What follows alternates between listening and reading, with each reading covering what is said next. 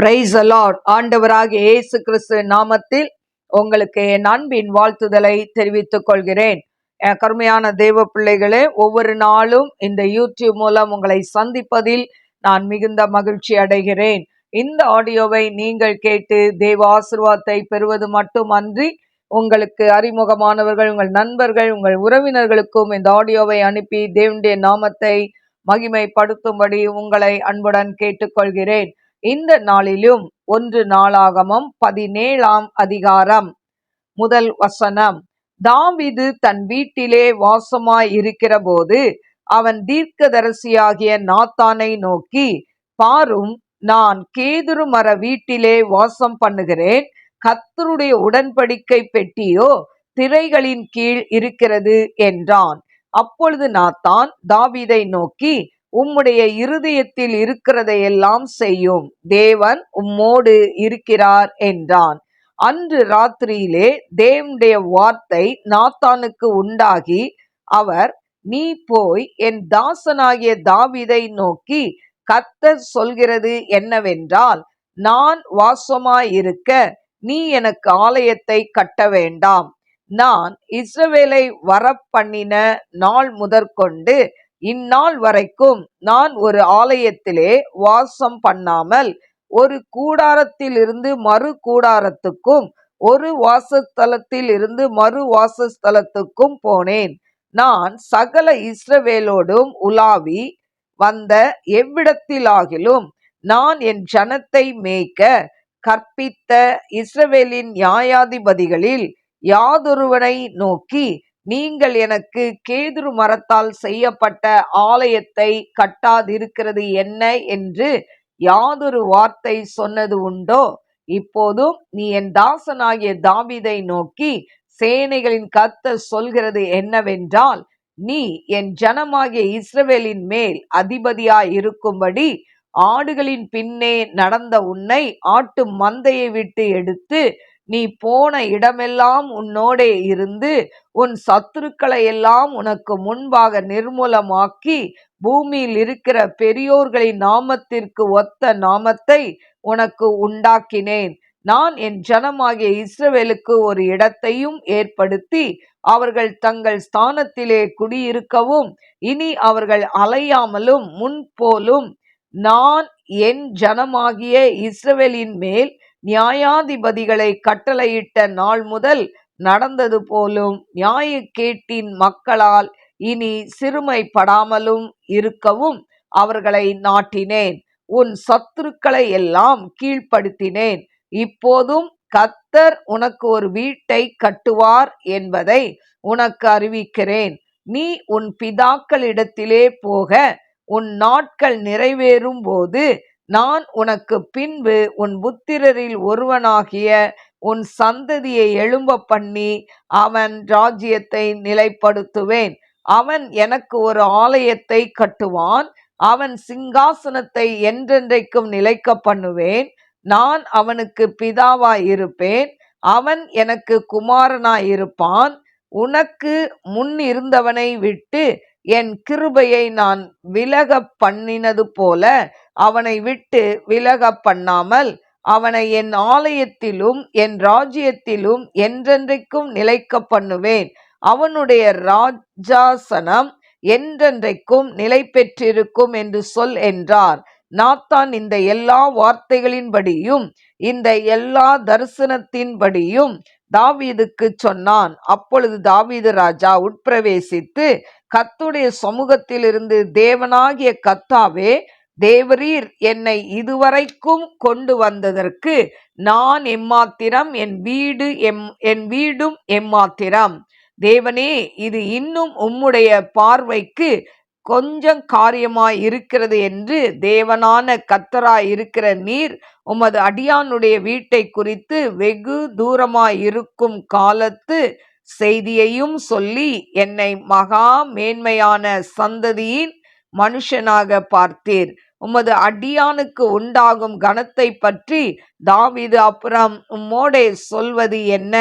தேவரீர் உமது அடியானை அறிவீர். கர்த்தாவே, உமது அடியானின் நிமித்தம் உமது இருதயத்தின்படியும் இந்த பெரிய காரியங்களை எல்லாம் அறிய பண்ணும்படிக்கு இந்த பெரிய காரியத்தை எல்லாம் செய்தீர். கர்த்தாவே, நாங்கள் எங்கள் காதுகளால் கேட்ட எல்லாவற்றின்படியும் தேவரீருக்கு நிகரானவர் இல்லை, உம்மை தவிர வேறே தேவனும் இல்லை. உமது ஜனமாகிய இஸ்ரவேலுக்கு நிகரான ஜனமும் உண்டோ? பூலோகத்தில் இந்த ஒரே ஜாதியை தேவனாகிய நீர் உமக்கு ஜனமாக மீட்கும்படி பயங்கரமான பெரிய காரியங்களினால் உமக்கு கீர்த்தியை உண்டாக்கி நீர் எகிப்திற்கு நீங்களாக்கி மீட்ட உமது ஜனத்திற்கு முன்பாக ஜாதிகளை துரத்தி உமது ஜனமாகிய இஸ்ரவேலர் என்றென்றைக்கும் உமது ஜனமாய் இருப்பதற்கு அவர்களை நிலைப்படுத்தி கர்த்தராகிய நீர் தாமே அவர்களுக்கு தேவனானீர். இப்போதும் கர்த்தாவே, தேவரீர் அடியானையும் அவன் வீட்டையும் குறித்து சொன்ன வார்த்தை என்றென்றைக்கும் நிலைவரப்பட்டிருப்பதாக. தேவரீர் சொன்னபடியே செய்தருளும். ஆம், அது நிலைவரப்பட்டிருக்கவும் இஸ்ரவேலின் தேவனாகிய சேனைகளின் கர்த்தர் இஸ்ரவேலுக்கு தேவன் என்றும் உமது அடியானாகிய தாவீதின் வீடு உமக்கு முன்பாக திடமானதென்றும் சொல்லப்படுவதினால் உமது நாமம் என்றைக்கும் மகிமைப்படவும் கடவது. உனக்கு வீடு கட்டுவேன் என்று என் தேவனாகிய நீர் உமது அடியான் செவி கேட்க வெளிப்படுத்தினீர். ஆகையால் உமக்கு முன்பாக விண்ணப்பம் பண்ண உமது அடியானுக்கு மன தைரியம் கிடைத்தது. இப்போதும் கர்த்தாவே, நீரே தேவன். நீர் உமது அடியானை குறித்து இந்த நல்ல விசேஷத்தை சொன்னீர். இப்போதும் உமது அடியானின் வீடு என்றைக்கும் உமக்கு முன்பாக இருக்கும்படிக்கு அதை ஆசீர்வதித்தருளினீர். கர்த்தராகிய தேவரீர் அதை ஆசீர்வதித்தபடியினால் அது என்றைக்கும் ஆசீர்வதிக்கப்பட்டிருக்கும் என்றான். எனக்கு அருமையான தேவ பிள்ளைகளே, இந்த நாளிலும் 1 நாளாகமம் 17ஆம் அதிகாரம் 1 முதல் 27 வசனங்களை நான் வாசித்திருக்கிறேன். எனக்கு அருமையான தேவ பிள்ளைகளே, இந்த 17ஆம் அதிகாரத்தில் நம்ம பார்க்கிறோம், அதாவது தாவீது தம் வீட்டில் கேதுரு மரத்தால் செய்த வீட்டில் அவன் வாசமாக இருக்கிறான். அதாவது அவன் வாழ்ந்து கொண்டு இருக்கிறான். இப்படி வாழ்ந்து கொண்டு இருக்கும்போது அந்த உடன்படிக்கை பெட்டி திரைகளின், அதாவது நடுவில் திரைச்சீலை போட்டு மறைக்கப்பட்டு இருக்கிறத தாவீது பார்த்து அவன் கஷ்டப்படுறான்.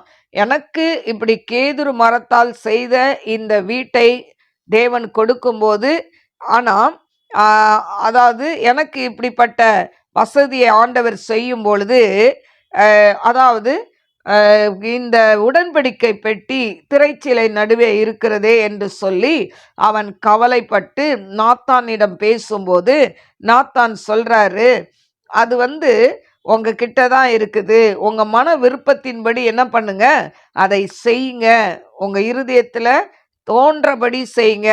ஏன்னா ஆண்டவர் என்ன பண்றாரு, உங்களோட கூட இருக்கிறார் அப்படின்னு சொல்லி அவன் சொல்கிறதை பார்க்கிறோம்.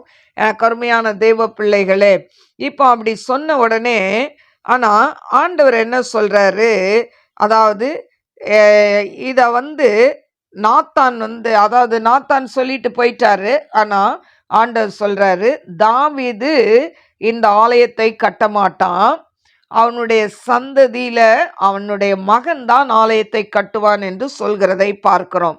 அவர் கேட்கிறார், இஸ்ரவேல் ஜனங்களை நான் எகிப்தின் அடிமைத்தனத்திலிருந்து கூட்டிட்டு வந்தேனே, அப்படி கொண்டு வரும்போது நான் அதாவது எனக்கு ஒரு ஆலயத்தை உண்டாக்குங்கன்னு சொன்னா இல்லையே அப்படின்னு சொல்லி ஆண்டவர் கேட்கிறார். கேட்டுட்டு, நான் என்னுடைய தாவீதுக்கு ஒரு கூடாரத்தை உண்டாக்குவேன், ஒரு வீட்டை கட்டி கொடுப்பேன் என்று சொல்லி அதுக்கப்புறம் சொல்றாரு, தாவீதுடைய மரணத்துக்கு பின் என்ன நடக்கும், அவனுடைய மகன் என்ன பண்ணுவான், இந்த ஆலயத்தை கட்டுவான் என்று தேவன் சொல்கிறதை பார்க்கிறோம். இதை கேட்ட உடனே தாவீது ஆண்டவருக்கு நன்றி சொல்லி, ஆண்டவரே நீங்க இவ்வளோ பெரிய காரியத்தை செய்தீங்களே, இவ்வளோ பெரிய காரியத்தை எனக்கு வெளிப்படுத்தினீங்களே அப்படின்னு சொல்லி ஆண்டவருக்கு அவன் தேங்க் பண்றத நம்ம பார்க்கிறோம். கருமையான தெய்வ பிள்ளைகளே, அதே போல 21ஆம் வசனத்துல அப்போ உமது ஜனமாகிய இஸ்ரவேலுக்கு நிகரான ஜனமும் உண்டோ? பூலோகத்தில் இந்த ஒரே ஜாதியை தேவனாகிய நீர் உமக்கு ஜனமாக மீட்கும்படி பயங்கரமான பெரிய காரியங்களால் உமக்கு கீர்த்தியை உண்டாக்கி நீர் எகிப்திற்கு நீங்களாக்கி மீட்ட உமது ஜனத்திற்கு முன்பாக ஜாதிகளை துரத்தி. அப்போ இஸ்ரவேல் ஜனங்கள் எகிப்தின் அடிமைத்தனத்திலிருந்து வந்தாங்க. ஆண்டவர் அவர்களுக்கு அநேக அற்புத அதிசயங்களை செய்கிறதை நாம் பார்க்கிறோம். கருமையான தெய்வ பிள்ளைகளே, அப்போ தாவீது அதை நினைவு கூறுகிறதை இந்த இடத்துல நம்ம பார்க்கிறோம். இன்னைக்கும் நம்மளுடைய வாழ்க்கையில கூட தேவன் அநேக நன்மைகளை செய்கிறார். ஏதோ உங்க வாழ்க்கையில ஒரே ஒரு காரியம் நடக்காம இருக்கலாம். அதற்காக ஆண்டவர் எனக்கு என்ன செய்தார் என்று சொல்லி கேட்காம, தேவன் செய்த எல்லா நன்மைகளுக்கும் நாம் அவருக்கு என்ன பண்ணணும்?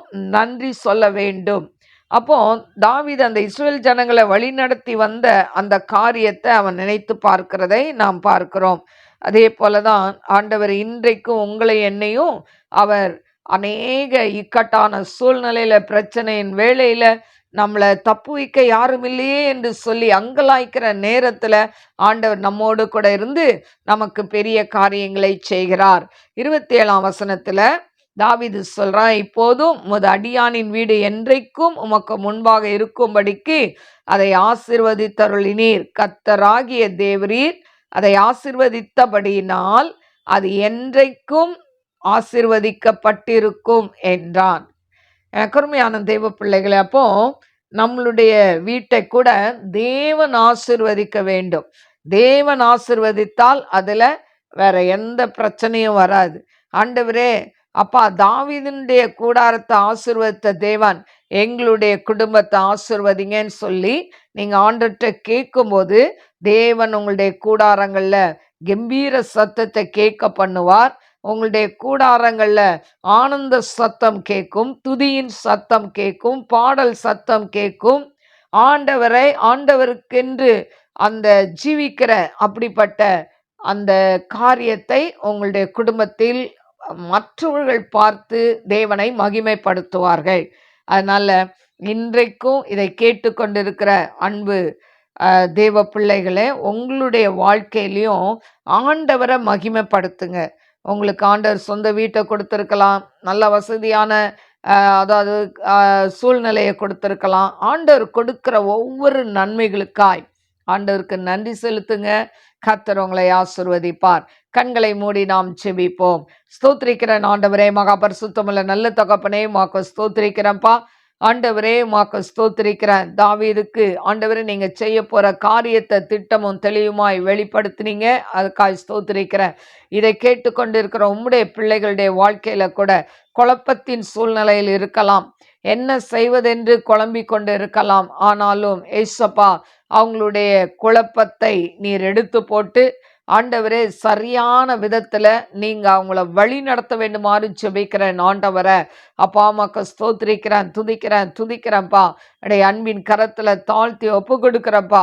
உடைய பிள்ளைகளை நாள் முழுவதும் நீங்க ஆண்டவரை உங்க பிரசனத்துக்குள்ள வைத்து நீங்க மூடி காத்து கொண்ட கிருபைக்காய் ஸ்தோத்திரிக்கிற ஆண்டவரை. இதை கேட்டுக்கொண்டு இருக்கிற ஒவ்வொரு பிள்ளைகளையும் நீங்க பிளஸ் பண்ணுங்க, ஆசீர்வதிங்க. அவங்க குடும்பத்துல சமாதான சந்தோஷத்தை கொடுங்க, பொருளாதாரத்துல ஆசீர்வதிங்க. ஆண்டவரே, செய்வன கட்டு இருக்கிற பிள்ளைகளுடைய குடும்பத்துல இருக்க எல்லா செய்வன கட்டுகளும் உடையட்டும். ஆண்டவரை குடும்பத்துல அப்பா நீங்க ஆண்டவரை நினைக்கிற சமாதானம் இருக்கணும். கணவன் மனைவிக்குள்ள சமாதானத்தை கட்டளை எடுங்கப்பா. பிள்ளைகள் பெற்றோர்கள் மத்தியில சமாதானத்தை கட்டளை எடுங்க. ஆவியானதாமே பெரிய காரியங்களை செய்யுங்கப்பா. இந்த நாள்ல டிப்ரெஷன்ல இருக்கிற ஒவ்வொருத்தரையும் விடுதலை செய்யுங்கப்பா. ஆண்டவரே, படுத்த படுக்கையா இருக்கிற நபர்களை நீர் தொட்டு சுகப்படுத்துங்கப்பா. எழுந்து காலொன்றி நிற்கட்டும், நாம மகிமைப்படட்டும். ஆவியானதாமே பெரிய காரியங்களை செய்யுங்க. இயேசுவின் நாமத்தில் கேட்கிறேன் பிதாவே, ஆமேன். God bless you. God bless you.